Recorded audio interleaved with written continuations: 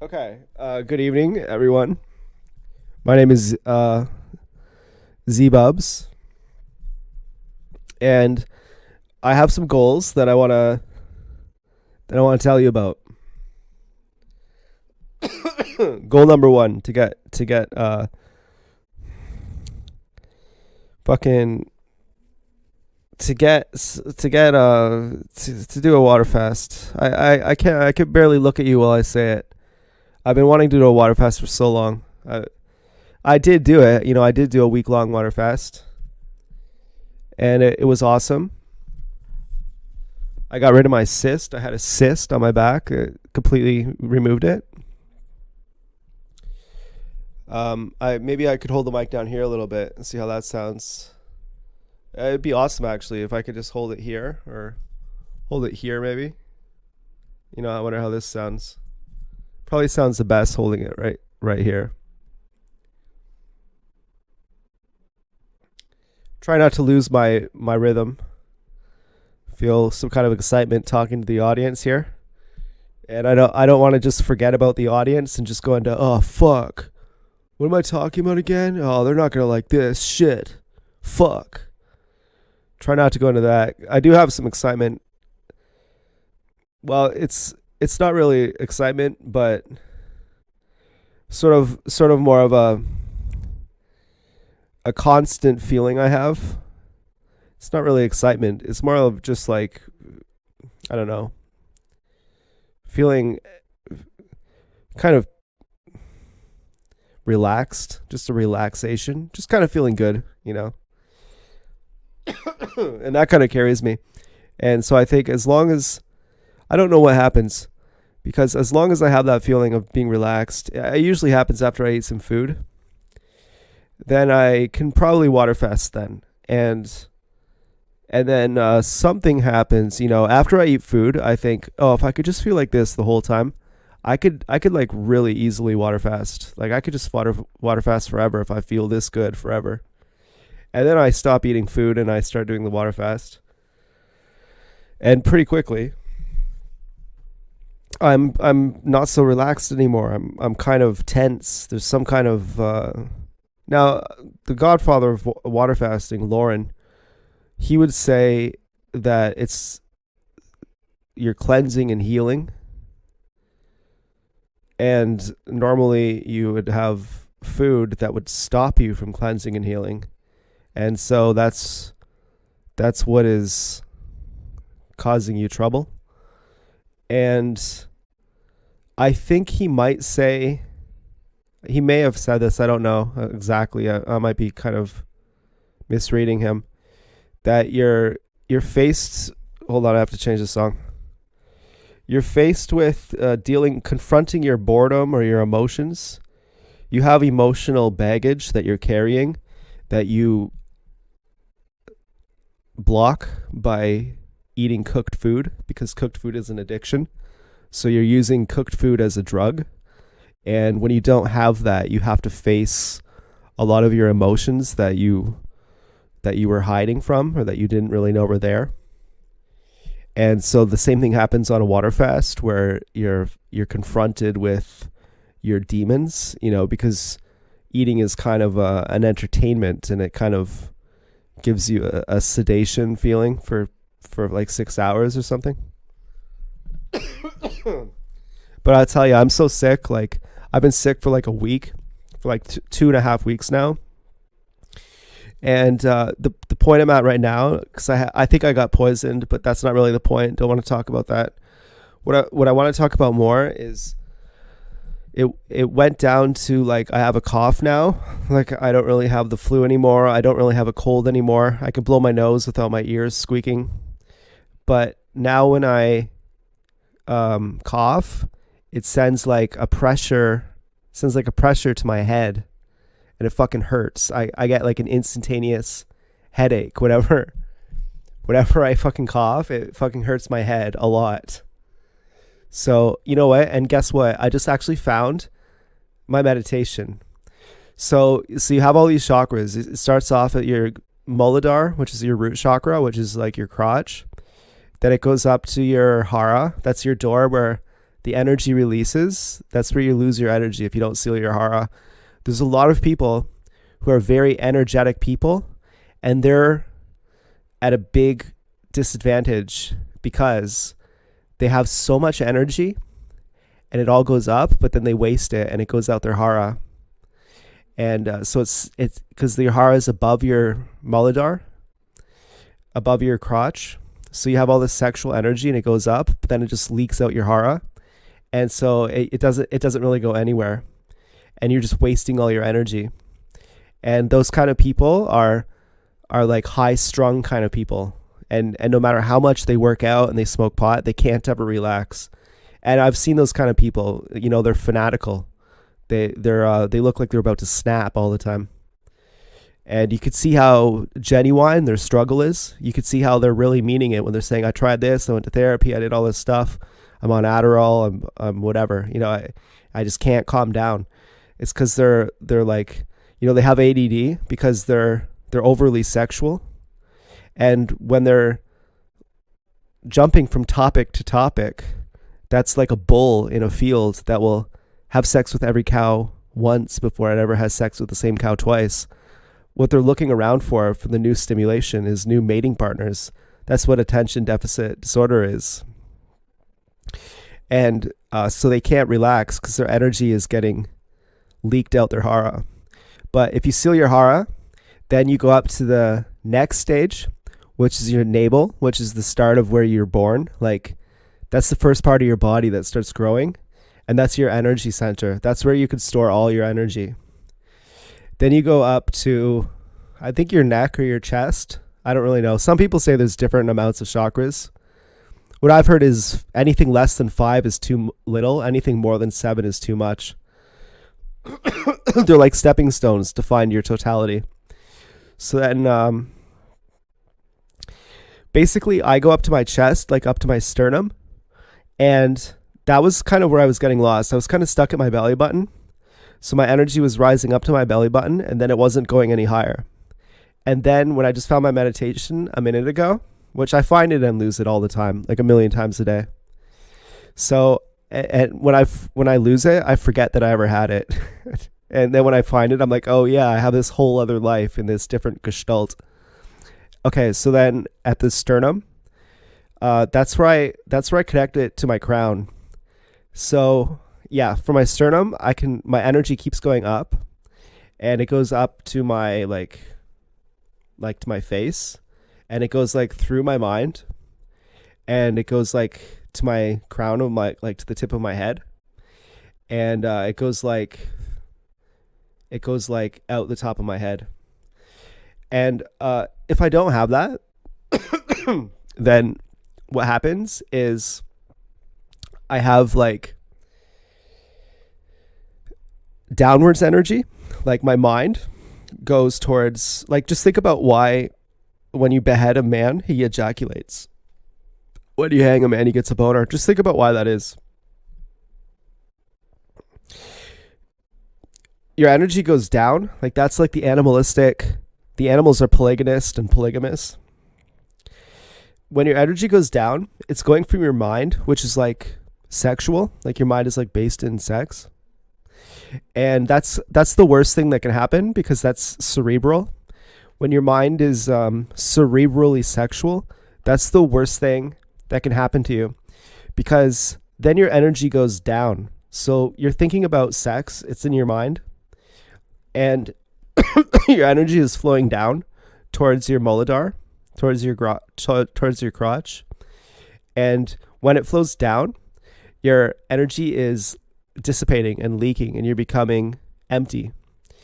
And so my energy would flow up from my crotch to my navel, but it would also flow down from my mind to my navel. And so it would have like a meeting point right there, and it wouldn't reach to my higher chakras. So, or it would just flow out my muladhara, or out my hara. The hara is not a chakra, it's a door. It's a door of energy where the energy releases. And the energy comes in from the navel. So, and just an inch lower, then that's where the hara is, and that's where the energy releases. So you have to seal your hara, and then so then once my energy got up to my chest, to my sternum, then I could recognize it from my third eye, from my mind, and then I could pull it up, and then so it goes all the way up, and then so then I feel more like full, like then I'm not leaking energy. Then I actually like how I feel, and like I feel like actually pretty cool. And I do want to hold the microphone like away from my mouth because I have I have nice lips, I think, and I don't want to hide that. Like I don't think the rest of my body is actually good looking enough that I can you know hide any good thing I have about myself. And I think my lips are like one of my best qualities. And to hold the microphone here, but but the sound of the microphone, like this is such a cool microphone. I ordered this when I was in college, in first year college or second year college, and I couldn't really sing. My music sucks, but so I thought, oh, I'll just get a really good microphone, and that'll make everything better. Like I'll just have like a microphone, and that's the secret. And then I tried making music, and yeah, it was okay. I put a lot of effort into it, but I don't think I was that good of a writer, and or a singer. It took me a long time just to learn how to sing. Like not even that good. I mean, I impressed some people, but for the effort I put into it, it was too much. And then there's this one girl who's a gang stalker, and I made this song to send to her that was about her, and it was so corny. And like I cheered, like as if I was playing live. Like I made like all the sounds of like clapping to send it to her, and it was so obviously fake. And I sent it to some of my regular like friends, like female friends, and just to see if they would realize it was fake. And I think one of them did, one of them didn't. And then I sent it to this girl I liked who became a gang stalker. Maybe she was a gang stalker the whole time. I don't know. And she was just like laughing at it. She's like, "This is so stupid. Like you're so fucking stupid." And I was like, "Oh my god! Like I put so much effort into this. Like this is like the most like." I thought this was like the best ever. I thought you were gonna be really impressed for real. Like I sent her this message saying, "You inspired me. Like I saw you, and like, well, basically I saw her at this place. Like we went on a field trip for college, and um, it was like I saw her at her work. Like the place we went on the field trip was where she works, and then we went back, and I saw her again, and I made friends with someone there to see if I could find her Facebook. And and I did. And then I messaged her. I was like, "Hey, I talked to your friend at that place, like, and I saw you, and I had to write a song about you cuz you're so like you looked so picturesque." And the way she was so picturesque was she was standing with her mouth open. And in hindsight, I'm like, I think I know why you were doing that. And like, just imagine someone who walks around and like they live their life just with their mouth open all the time, like a mouth breather. I mean, I didn't even know that's an insult to call someone a mouth breather, but apparently it is. I know. So I was like, yeah, I'm like this like up and coming musician, and I wrote this song like that you inspired. And she didn't even ask to hear it. And I was like, what? And but she's still talking to me. And then so finally I was like working around, like I gotta send the song to you. And so finally I sent it to her, and she's like, "This is fucking retarded. Like you're fucking retarded." And, like the lyrics, like everything about this is fucking retarded. And I was like really really upset. Like I really cranked up the cheering. Like I had it like everyone was like, "Oh my god, Z-Bubs, you're just the best." And and it was totally botched. And then I feel kind of pathetic talking, and then 15 years ago, um, she did this and she said this, and I'm still reliving this moment. And meanwhile, she's like a human trafficker who like is waiting for a $20 payout if I die. She's like, she doesn't even remember me. she except or she hates me. She doesn't even care about me, and I'm like recounting every detail I ever had with her. I, I used to text her on this phone.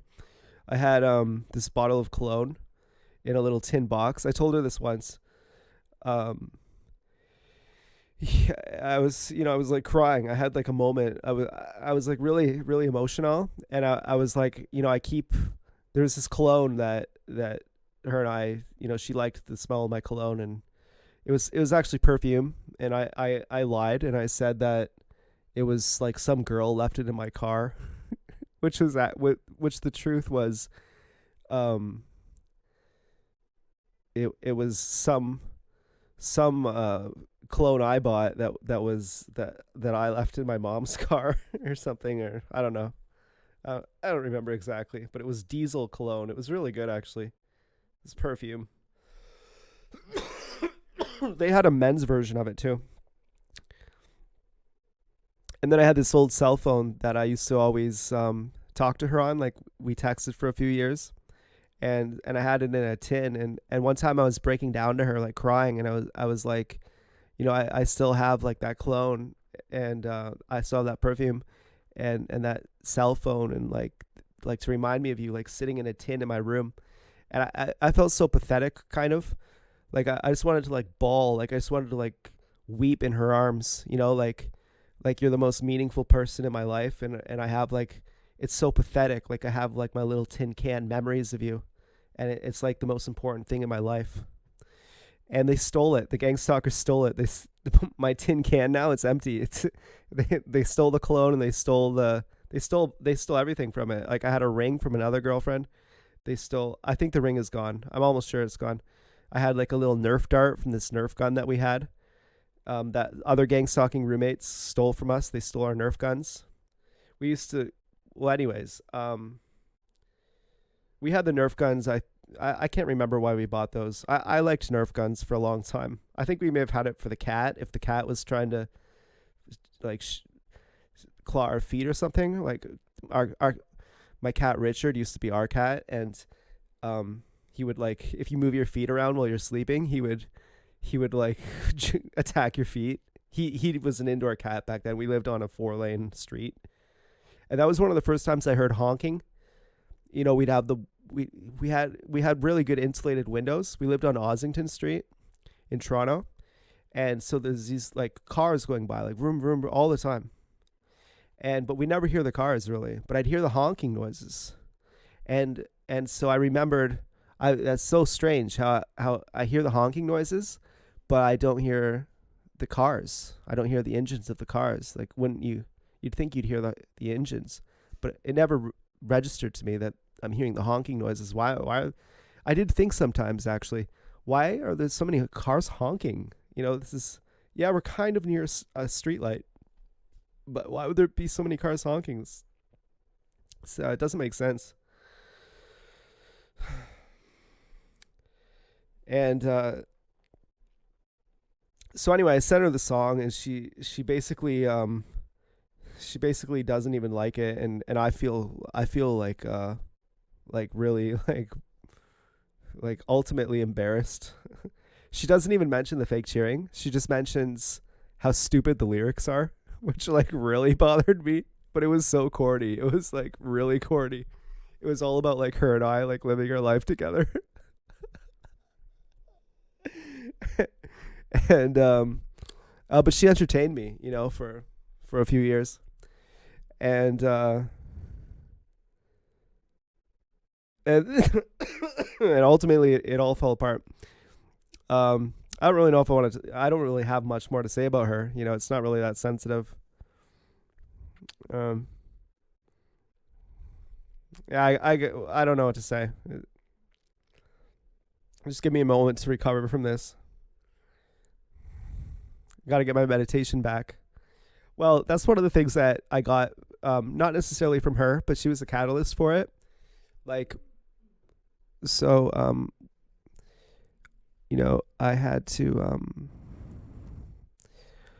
hold on. I'm becoming very self-conscious all of a sudden for another reason that you don't know. It has nothing to do with this story. Okay, so anyway, I'm gonna have to talk quieter, but I'm gonna have to just put the microphone even closer to my mouth. You're not even gonna get to see my big lips. What happened was when I fell like really deeply in love with her, like 8 years later, like when we talked again, she she stopped being that cool to me. Like part of me felt like, okay, she loves me now. Part of me felt like she's my first choice and I'm her first choice. Actually, all of me felt like that. But then I started to think, is she really that cool? Is she really that hot? Is she really that great? But something else happened around that time too, which is I felt like my meditation for the first time, because I actually thought she was there to kill me. She's actually one of the reasons I went to the psychiatrist, because I thought she was there to kill me, because she got my email. I don't know how she got my email. I talked to her about it, and she was saying weird things like, don't worry if you can't remember me. And I was like, what? Like, of course I remember you. Like, maybe it was a joke, but it wasn't fitting. Like that would be something you'd say to like an old friend, but the last time that we had talked, it was like it wasn't on a good note, and so it was weird, and so I was pretty scared. So I alternated between feeling like she really loves me and feeling like she actually hates me and she's there to kill me. And so then what happened was I would be really stressed out. I'd be having like crazy panic attacks, like really, really crazy panic attacks. And I would exhaust myself. I would go into like, I was meditating as hard as I could. Like I would literally say, I'm here. Like, okay, I'm still here. Like I'm not going into a panic attack. Like I'm still present. I'm sticking with my breathing. I'm sticking with my meditation, which is just basically my chakra energy flowing up. I didn't know it at that time, but that's what it was. and the first time it happened, it was so pronounced because all my energy was going down towards, it's a release valve. That's what sexuality is like. So you wonder why do you ejaculate when you get beheaded? It's because it's a release valve. Well, you could argue biologically you're trying to spread your seed as the last ditch effort of keeping your lineage. But I think it's because it relieves you. It gives you prolactin. It gives you a refractory period. It's kind of like a sleeping pill. It's kind of like some way of dealing with trauma. You're so tense, you can't handle the tension, so you have to release the tension somehow.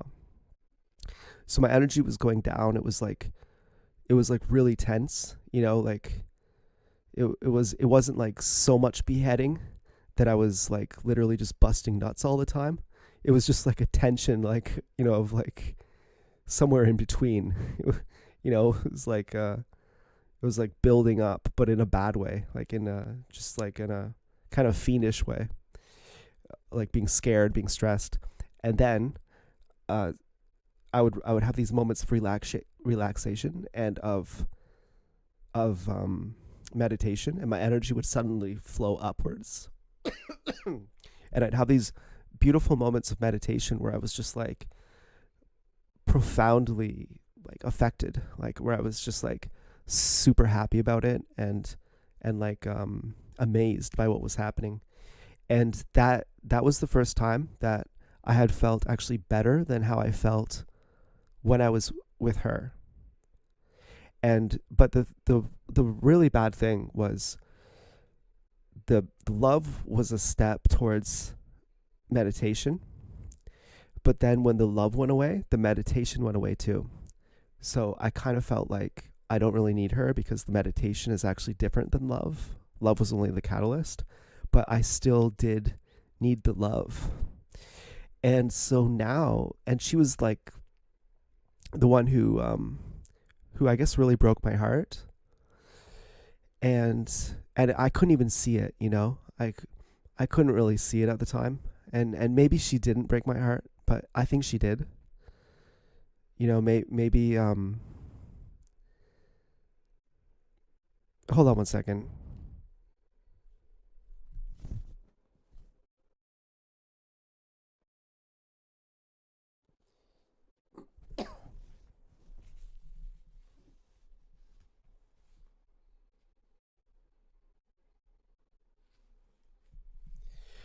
Okay, I'm back. Maybe she, I sabotaged it too. I think she was a gang stalker, so part of me is saying, oh, no, she did break my heart. You called it right from the beginning. Fuck that bitch. Yeah, but part of me does think, kind of like an abused woman. No, he does love me. No, I swear. He loves me. I swear. You know, no, he really does. I swear. I swear he loves me. And it's a subtle feeling. Like I just lost my meditation a moment ago, but I just got it back. Like now you could tell. Like this is how I meditate. Like I'm meditating right now. It's so subtle. Like at any point, because the energy line is flowing upwards. If it gets caught, like between my third eye and my chakra, my crown chakra, that's actually really bad. Then I'm like, duh, like that I can't actually meditate. Like the light has to be absolute. Like it's like a full. It has to go all the way through every chakra, and if it gets stuck at any one spot, then that's like really bad. Like then it's like everything gets fucked. And but just assuming, just hypothetically, if she's not a gang stalker, which she is, but just for the sake of argument, there were some times where she came in really nasty, and I was very innocent, and slowly she started turning to more nice, and then I started. It was almost like once she started turning nice, once I felt more loved by her. This is where I think I may have sabotaged it. Once I felt like she was becoming a good person by being surprised by how good I was to her. Like I was like, I'm sorry for lying to you so much. Like I'm sorry for befriending your friend just to find you, and if that made your friend feel used, like tell her I'm sorry for doing that, and like just sorry for all these things. And I didn't even think about, oh, and by the way, you did this, and the reason I did this is because you did this, and fuck you. And I didn't even go there. I was just like, I'm sorry for this, and I meant it too, but I was also scared. She's there to kill me. And um, anyways, what the hell am I talking about again? Oh yeah, so after she starts being like less creepy, like after she starts behaving like a real person, then I start I guess I stopped being scared of her then. I stopped appeasing her. That may have been it. Like, I may have been so scared of her that she was like Kim Jong Un in North Korea. Like, I was like, yes, Supreme Leader. Yes, anything you say, I love you so much. Yeah, please cut my dick off. Thank you. Thank you so much. Please make me eat it. Yeah, good. And then once she started acting like a normal person, and I could realize she wasn't Kim Jong Un, then I was like, oh, actually, you know what?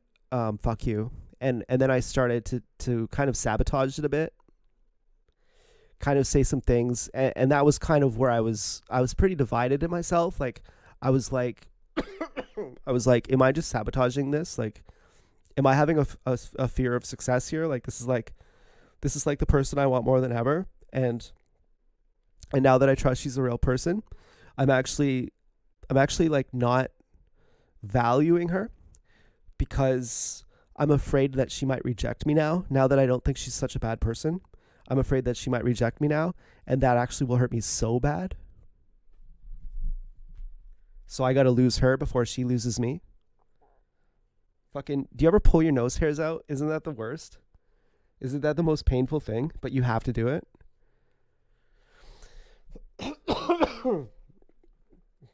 I could. Anyways, so so things kind of fizzled. Like we stopped talking then. We talked for like three or 4 months, I think. After when I was like 28, it was like 2016, like in and somewhere around then. And then what happened then? And then well, I still remembered that the meditation I had, the spiritual experience I had, the expansions of consciousness I had. They say first you find yourself in someone else, and then you find yourself in all of life. And and so like that's how love is the catalyst. And so I think what I'm trying to do, to some extent what I am doing, is I'm loving myself now. And so when I love myself, then my meditation can still flourish. And I try to think, and sometimes it feels true, that all the love I had with her, that was just so great, like the best feeling in my life, which then led to even the bestest feeling of my life of meditating. Then if I can love myself, and I can remember that that feeling that I had for her was actually coming from within me. And it seems kind of absurd. Like, you would think that you actually have to have the person who you love to make you feel like that. But what if you didn't? And what if the feeling that I had for her was actually for me? That's what I was thinking.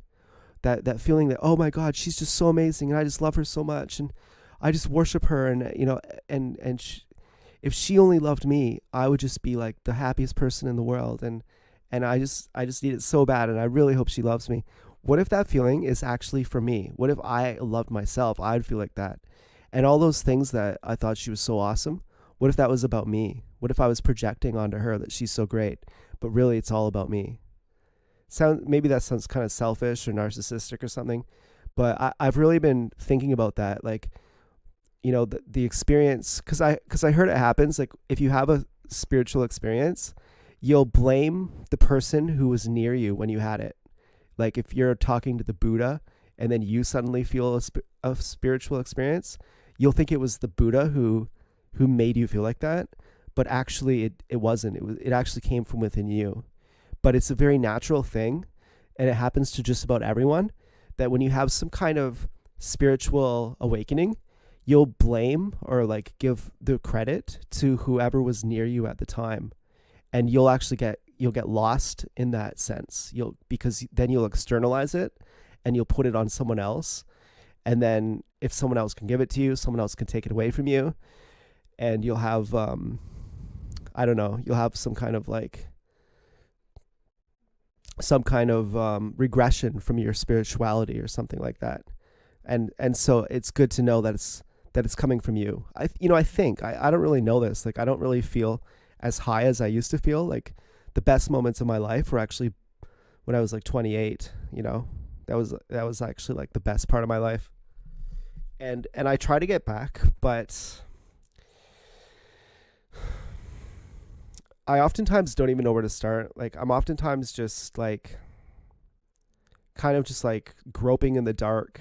And yeah, it's my own darkness, and there's a lot of people who say that too, that if you can find the light by someone else, it's actually better to have your own darkness, because by the time that you get back to your house, by the time you leave the gate of their house, you're already back in your darkness, and you're groping around and you can't see anything, and you've been standing in their light. But then when you have your own darkness, at least it's your darkness. You're like a blind person. A blind person can walk around better than, if you just close your eyes, you can't walk around as good as a blind person could walk around. And so better to be groping in the dark. So I feel like I'm spiritually regressed, and I'm kind of groping in the dark, and I can't really find my way back, but at least I'm not putting it all in the hands of someone else. And at least I'm like building it from within, like, because that feeling is really powerful. Like that feeling of love, like feeling like you're falling in love with someone, and they complete you, You know, you're searching for the eternal lover. Everyone thinks they're searching for the eternal lover, but you're really searching for yourself. And so that's a hard pill to swallow, you know? And probably unless she was a gang stalker, sometimes I think the reason why she came back was to show me that she's not the one for me, and that in fact no one is. That if she's not the one, no one is. And therefore, I have to find it within myself. And it was so painful. Like, it was some of the most painful moments, even before she came back as a gang stalker. And she may have been a gang stalker the whole time. But even before she came back as a gang stalker, back when I was like 21, 22, 23, hanging out with her was like some of the worst moments of my life. Like when she was so cold to me, and I loved her so much, and she was like who I loved the most, and she was just treating me like I didn't matter to her, being very rude to me, like just like really like aggressively rude. I was so shocked by it that I actually thought like like it was my first true sadness. My feelings were so hurt. I was so shocked because I had been obsessing over her for years, and I was just like so shocked, and I just felt like it was like one of the worst feelings I ever had. Like it was so bad. Like I can't even tell you. I can't even tell you how bad it was. It was so bad. Like I remember walking to the grocery store once, and it just felt empty. Like everything sucks. Everyone sucks. Like if she doesn't love me, nothing.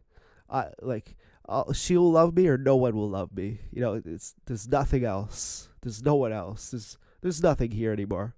I felt like Scott Whalen at the end of Prometheus, after the alien kills him, and his robot companion is like, "There's nothing." Or Scott's telling his robot, he's like, "There's nothing. There's nothing," and his robot, who just got his head ripped off, is like, "I know." And and so like on the spiritual plane, I think what she was there to tell me, when she came back, she was there, and even before then, when she was really cruel to me, she was there to say, "Okay, so you found your eternal lover, right? Wrong. If I'm not your eternal lover, no one is, right? Right. But I'm not your eternal lover. So where does that leave you?" Leaves me alone. And could I have ever chosen to realize that? Could I have ever read that in a book? No. Like it was one of those things. It was like super painful. Like to go through that, it was like super painful. Like I wouldn't have been like, "Sure, yeah, I'll I'll figure that out." Like I had to figure it out by happenstance, you know. You know what I'm trying to say? And so now that I've figured it out, hold on 1 second.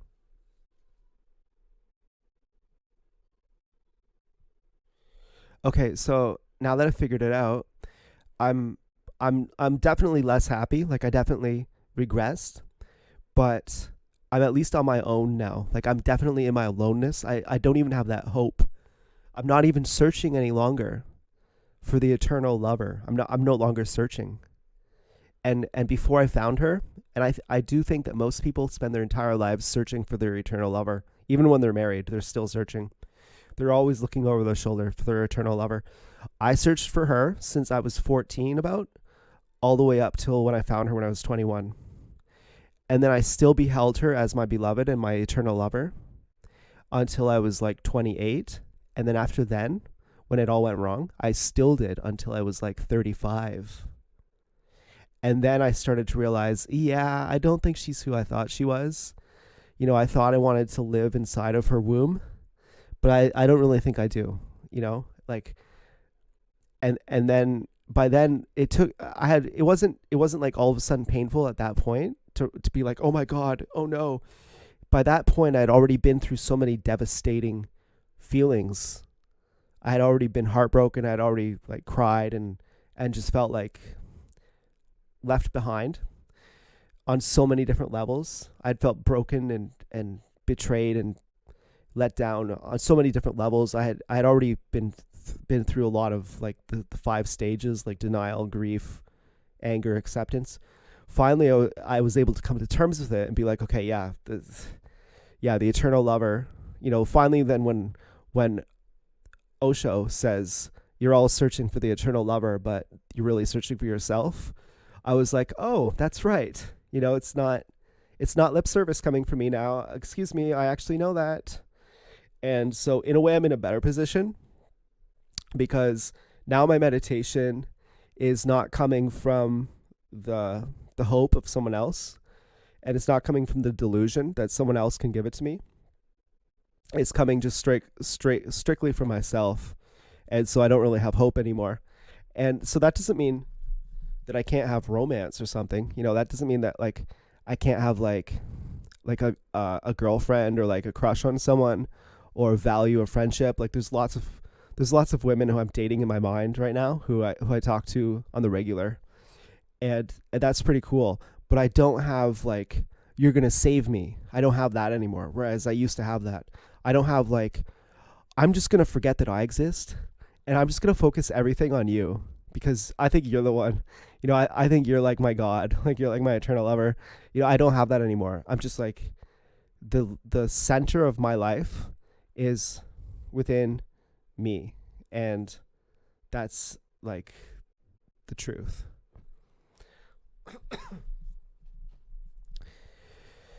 Hi, hi, hi. So, anyways, yeah, I wasn't that disappointed when they stole the memorabilia from her.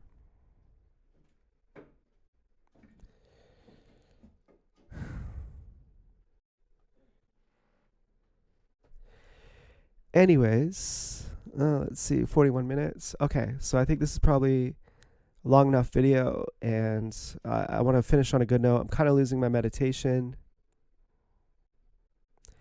Okay, I think I got my meditation back. Yep, got it back, got it back, got it back, and got it back, got it back. I don't want to say got it back 3 times because that's a gay sonic. Nothing wrong with being gay, but when you're closeted gay, nothing wrong with that too, but it's a little bit weirder, a little bit more dangerous. It's dangerous to be gay and not know it, actually. Um, but I think they're actually auto. There are 4 stages of sexuality. There's autosexual. We start off as auto, then we go to gay, then we go to hetero, and then we go to beyond sexuality. And I think most of the cult people are actually stuck in auto, but they play the role of being gay because it's easier to politically strategically dominate people who are the same sex just because you understand them more. So that's why I think like the CIA, the Masons, the FBI, Hollywood, that's why I think they're all gay. I don't think they're actually gay. I think they just like bang like people of the same sex to have like more control and power over them. But anyways, thank you for watching, and goodbye.